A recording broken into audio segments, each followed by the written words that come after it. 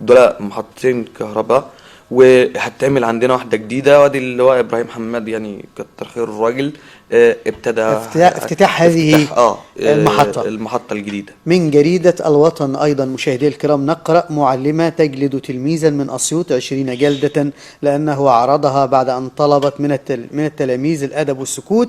أصدر طبعا الكلام ده اللي قالته المعلمة، لكن بعد التحقيقات ومعنا الصحفي اللي جاب الخبر نفسه أستاذ محمود، أصدر الدكتور محمود أبو النصر قرارا بوقف المعلمة عن العمل وتحويلها إلى النيابة بعد أن جلدت الطالب حسني ياسر حسني 20 جلدة على ظهره بمدرسة أسامة بن ابن زايد.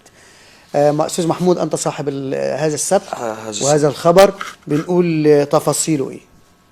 هو هنسمع التفاصيل منك بقى. يعني كان بين حصتين، مدرسة العربي واقفة بتتكلم مع زميلتها بره في الطرقة، ماشي. العيال عملت شوية هيصة ودوشة، دخلت عليهم، تعالى يا ابني انت وهو، ومسكت 3 منهم، او توماس وحسني ومحمد وفريد، ولا المهم ضربت كل واحد فيهم 4 عصي.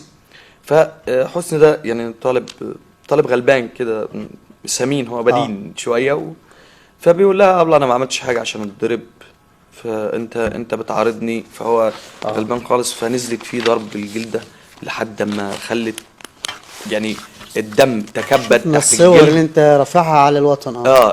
الدم تكبد تحت الجلد واحتبس، ويعني حاجه مأساة. هي لو وشافت مدرس عمل كده في ابنها مش هتسكت. موقف إدارة المدرسة بقى ان هم شوهوا سمعة الطالب. تخيل بقى، شوهوا سمعة الطالب. يعني قالوا ان الطالب سيء السلوك. ماشي. طالب في 5 ابتدائي سيء السلوك، ده طبعا كلام يعني غريب وكلام ما يحصلش. موقف الوزير ورد فعله بعد ان اشكر الوزير محمود ابو النصر على موقفه واتخاذ قرار جريء بتحويل هذه المدرسة للنيابة العامة وقفها عن العمل. انا اشكره فعلا، لان يعني هو ما رضيش بالفساد زي ما حصل من اداره المدرسه.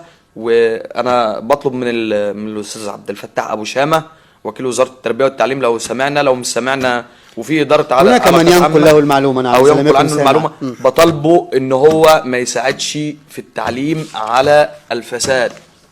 استاذ عبد الفتاح ابو شامه، يعني حاول ان تكون منصفا لكل جيلك ويشتكي يستمع اليه، ماشي.